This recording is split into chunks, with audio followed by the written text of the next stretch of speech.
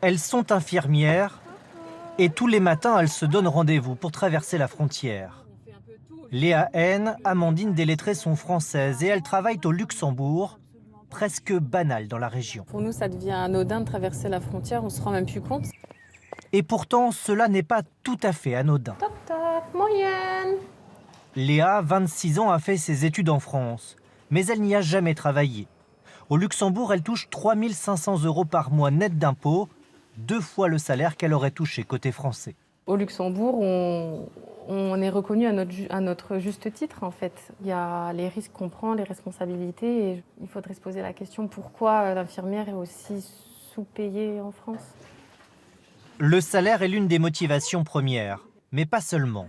Dans la chambre d'à côté, Vous avez besoin d'aide pour vous dévêtir? Océane Arnoux, une autre infirmière française. Elle a travaillé pendant 1 an et demi en France avant de venir ici. Au Luxembourg, elle travaille un peu plus, s'occupe de la toilette, refait les lits, mais elle a 2 fois moins de patients à charge. Au Luxembourg, on est vraiment centré sur nos patients. Donc on a le temps d'être avec eux, on a le temps de partager des choses. Être infirmière au Luxembourg est beaucoup plus épanouissant que d'être infirmière en France. Au Luxembourg, plus de la moitié du personnel hospitalier habite à l'étranger. 23% en France, 19% en Allemagne, 11% en Belgique. Un exode très lourd de conséquences pour ces 3 pays. À 20 km de là, retour en France. À 2 pas de la frontière, l'hôpital de Mont-Saint-Martin. Ici, plus de 20% des infirmières quittent chaque année l'établissement pour aller travailler au Luxembourg.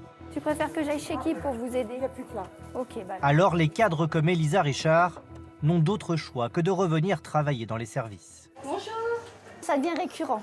On n'a plus de poste fixe en infirmière, donc du coup, c'est les cadres qui redescendent sur le terrain, qui vont faire les soins et distribuer les repas.